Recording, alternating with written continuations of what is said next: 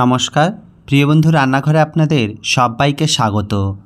দুপুরে কিংবা রাতে একঘেয়েমি খাবার না বানিয়ে বাড়িতে থাকা সামান্য কিছু উপকরণ ব্যবহার করে এরকম ভিন্ন স্বাদের ভিন্ন ধরনের রেসিপিটা একবার বানিয়ে দেখুন।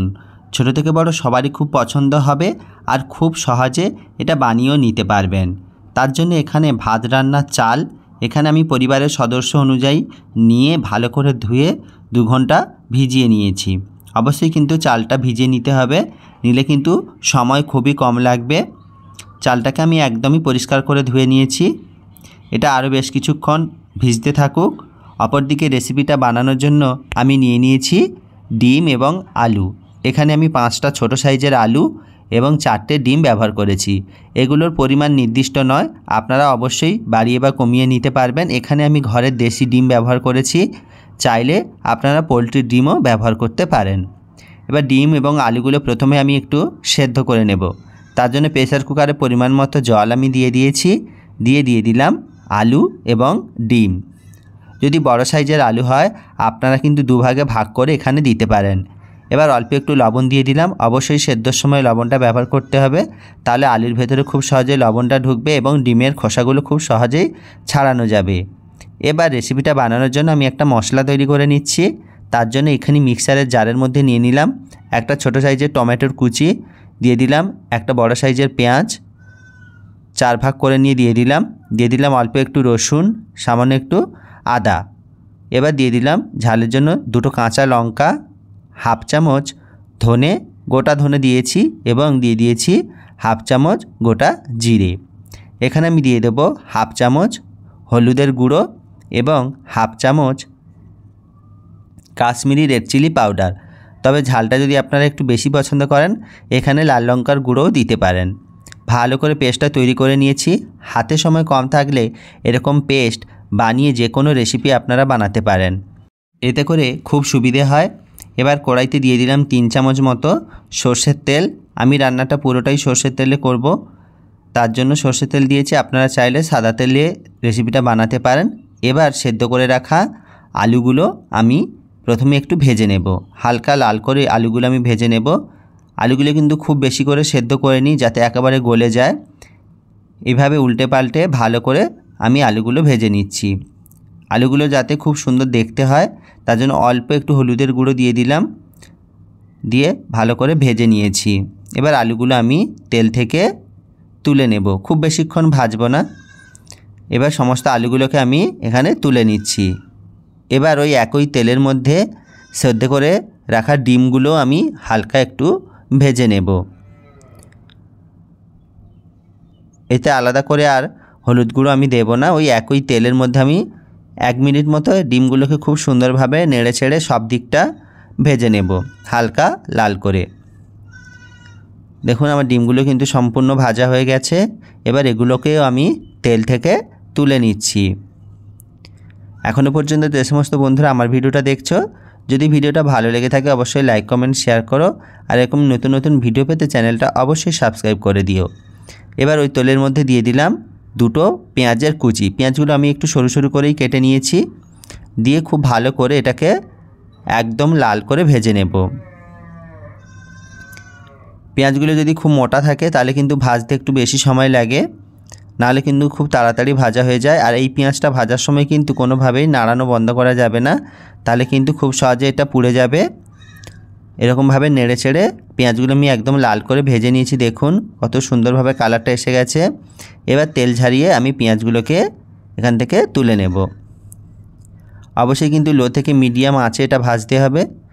দিয়ে তেল থেকে আমি ঝারিয়ে সমস্ত পেঁয়াজের ভাজাগুলো তুলে নিচ্ছি। আমার বেরেস্তা একদম প্রস্তুত। এবার ওই তেলের মধ্যে আরও 1 চামচ মতো সর্ষের তেল দিয়ে দিলাম হাফ চামচ চিনি। চিনিটা একটু ভালো করে লাল হয়ে তেলের মধ্যে উঠে এলেই দিয়ে দিলাম অল্প একটু গোটা গরম মশলা আর ওই তৈরি করে রাখা পেস্টের মধ্যে আমি অল্প একটু জলও মিশিয়ে নিয়েছি যাতে মশলাটা কষাতে খুব সুবিধে হয়।